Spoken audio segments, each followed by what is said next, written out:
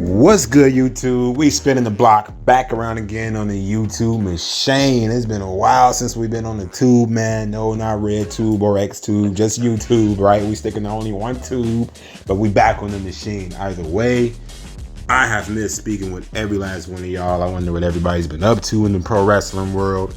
Had to take myself away from it for a little bit because I had to take a quick step back just to remember why I love this shit, why I even do this shit in the first place. You feel me?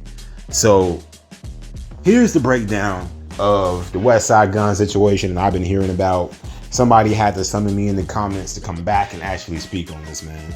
So I couldn't help but to not ignore it and to address it. So I'm going to actually pull this quote from the article I found, hiphopdx.com. You know, this is pretty much speaking on the WestSide Gunn situation and how fucking crazy this is.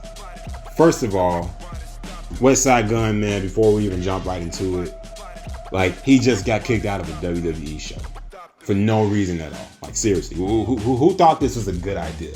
WestSide Gunn? Yeah, that WestSide Gunn, the same one who has made music for the Hurt Business and over in AEW. Yeah, that dude. So, going based on the article I just mentioned a few moments ago, I'm going to read, and I quote, the members of Griselda Records are some of the biggest wrestling fans in hip-hop. WestSide Gunn, Conway the Machine, and Benny the Butcher have all been spotted at live wrestling events and are even friends with some of the performers. The love for wrestling also extends to their music, where they've referenced numerous wrestlers in their rhymes and sample classic interviews for professional wrestlers and announcers.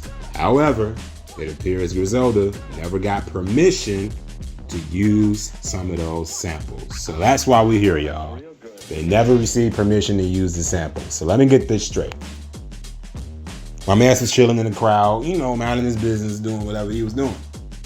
He coming to the shows to support the shows like he always does and, you know, enjoy the show. Especially on pay-per-views because that's like the main time to see him, right? Hiding in the audience. But he can't do that, guys. You want to know why? Do you want to know why he can't do that? Because TKO is money hungry and they're full of shit. It's all over greed, man. It's no surprise. This should come to no surprise to nobody. TKO is all about the bottom dollar, man. That money, they about that money. Yeah. As Crime Time would say. And then you out, and then out of nowhere, security tells him he got to go. Like, wait, I'm sorry, what? Why does he just have to go? They just come to escort this dude. All of a sudden, he got to go, and we don't even know why. Nobody knew why, at least up until now. This man's been bringing fans to wrestling for years. And they get him out of the audience because he was licensed to some of their music, which we're going to get to it. Yeah, he was licensing some of their music, copyrighting some of their music without any consent. And this got him in heat. This got him in hot water. This got his ass kicked out. Got Das Boot. He been putting wrestlers in his music. You know what I'm saying? Repping the sport harder than some of the wrestlers themselves. And look, guys, I get it. Kayfabe is dead. Right? It is. But you got rappers out here like WestSide Gunn keeping kayfabe stronger than most people in wrestling. Now that's just insane. How you got rappers out here, hip hop artists, that's keeping the kayfabe stronger than some of the wrestlers, and they kick him out. Him, the one that's actually supporting your product, WWE, the one that's actually supporting your brand. Now that's just diabolical to kick out somebody that's supporting you, man. Like, how fucking weird. Imagine them kicking out. Imagine green shirt guy showing up to WrestleMania and they kicking him out after he just paid $1 million for a front row ticket, all because he probably has some WWE logos on some of his t-shirts. And the picture that he didn't even have a partnership with the company, which by this point you already know he does. Come on, it's kind of obvious, right? But picture that, man. It's fucking weird. It's just so weird to pick on this guy, WestSide Gunn, of all people that they could have picked on. They choose him. It's just unbelievable, man. TKO is giving people more reasons to question their actions. And a little bit off topic though, but I like the song that they made for Danny Garcia over there in AEW at one point. I remember Danny Garcia, he was in his hometown of Buffalo at one point. I forgot what year that was, don't ask me. But it happened, and he never used it again. That was just disrespectful to Danny Garcia. You know, that song was actually pretty tight. Yeah, he could have rocked that theme song and probably could have became a star off of it. You never know, right? I cried because that song was a banger over his original theme, and that's the one credit I'll give AEW. They'll take a risk. AEW is not afraid to take risks. They'll use licensed music when needed. WWE has been way too afraid to take any type of risk as of late, bro. And it's kind of been pissing me off. They've been playing it way too safe, way too cookie cutter, and that shit's just not gonna fly. There's no mustard on that sandwich no more, man. Ain't no mustard on that sandwich, bro, that they cooking. Paul Levesque ain't been cooking up nothing good, man. He's been cooking up dry ass sandwiches, dry bread, motherfucking dry toast with no wheat. You know, no edge. None of the stories have. It doesn't feel like it has any edge to it. The last great storyline from them was CM Punk versus Drew Mack. I told you guys that. That was their last great story that they told, and that was the last bit of edge that they showed in the company. But doing shit like this, it just proves even more that they have no Khalees in their blood anymore. WWE is losing their edge night in, night out, with the TKO umbrella hovering over their heads, bro.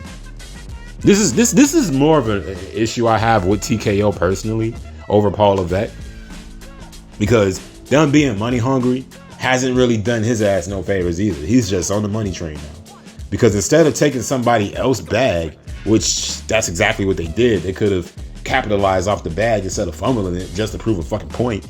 Like, it made no sense to me why they would just do this to this dude, bro. He did nothing wrong, in my opinion, other than copyright some damn music. But I don't think this was, you know, I don't think he did anything wrong to an extent where he deserved to be kicked out of their show. They wanted to embarrass my dude. That's fucked up, bro. And although that makes total sense to alert him about it, like, hey, my boy, you know, you probably shouldn't be, you know, licensing our music. You know what I'm saying? You know, checking the bag off of us without letting us know. Even if that's the right thing to do, which I don't blame them, right? Because you want your money at the end of the day.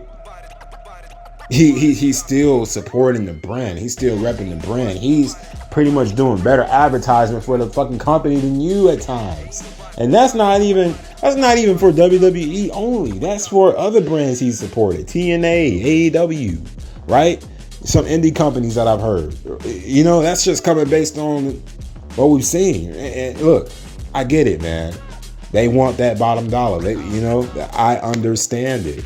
But at the end of the motherfucking day, this does not qualify you, or should not qualify you enough to be kicked out of a fucking building.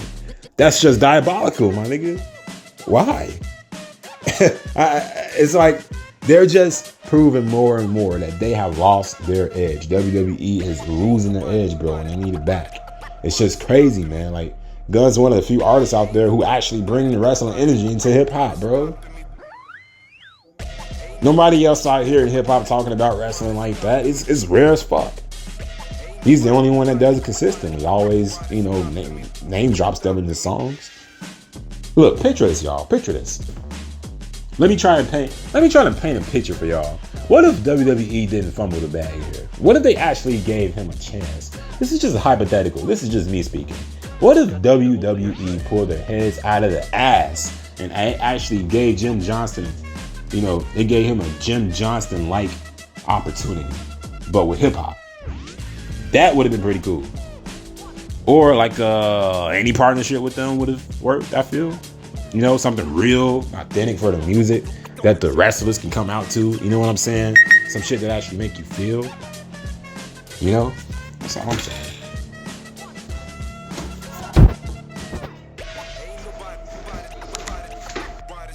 They love their damn hip-hop music so much over rock music now, right? It sounds like it would make sense to me, since they cherish hip-hop and the hip-hop culture over rock music that'll actually get you out of your fucking seat and actually get the show amped. Hip hop is the way they want to go now.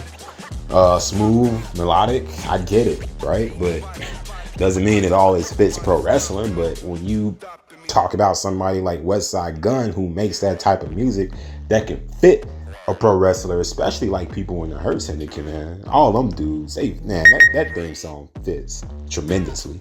Let's get started. So picture if WWE was able to profit off of that same bag, man. Sounds like a pretty good ass deal to me, you know? Not give people more of a reason to question their decisions for kicking them out, somebody that's supporting them. Come on, man. They fumble hard on this one. They're in the world of shit right now. With SmackDown ratings flopping harder than a pancake or a wet sandbag. He's not some outsider, bro. Dude is an actual fan of the product, all right? I think he deserved a little bit more respect than that. I think WWE would be proud of that shit, right? But no. Instead, security treats him like shit, and it's as if he didn't even exist. As if he was just one of us standing right there, fucking with another fan, probably threw a beer at somebody else. They kicked him out like that. That's messed up, bro. That's diabolical. They treated him like he didn't even belong. And he's somebody that's been supporting the brand since day motherfucking one. That's a shame. A lot of people probably didn't even know that. I didn't even know that, all the way up to this point. I didn't know he was a long full-time supporter. I didn't know he was a long supporter. And that's the problem right there. WWE will roll out the red carpet for certain people who wouldn't give a fuck about their product, like a Jelly Roll, right? Like a badass bunny. Cool. No shade to neither one of those dudes, man. Both of those cats, they came in, they stepped in the ring, they came to the mat and did what they had to do, especially Badass Bunny. My man was the first one to put the celebrity wrestling on the map right before Logan Paul. But then they kicked this dude out. He's been fucking with them. He actually been repping the brand way before WWE was doing numbers again. That's just disrespectful.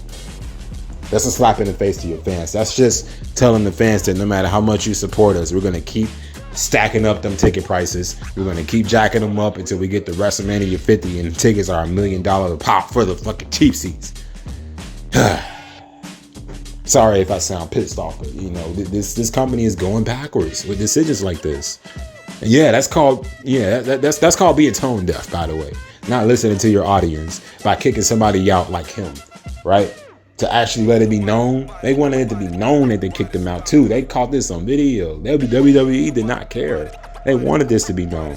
Why would you want that kind of negative buzz after TKO has already ruined wrestling in 2025? They ruined the John Cena build up. They ruined the John Cena heel turn, the retirement tour. They gave him the IC strap just for analytics to stack his resume.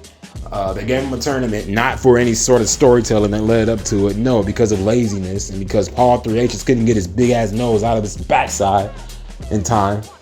So they got their own list of problems, and this just does nothing but add on to bad publicity. I'm sorry. That's just me. Y'all can feel different about it. But hey, it is what it is. So y'all let me know how y'all feel down below in the comments. He has the entire photo listed right here. I'm going to drop this down below. Here's the Instagram post of all the records that we had to get removed. It's not even about just WestSide Gunn at this point. It's about how WWE still doesn't fully get the fucking culture at all. They love to borrow from hip hop, but when it's time to actually respect hip hop and the voices, you know what I'm saying, within its realm, they fumble every fucking time. It never fails, bro. When it comes to actually capitalizing on the bag with people that actually can support them, they fumble on these bags every single time. It's actually pretty damn committed to your boy. But man, it's been good speaking with y'all again. We're gonna spin the block back around this week with some more content. Smash the like on the way out. Hit the like and always subscribe. Stay tuned. Big deuces, big peace. You already know what's next. We out. See you.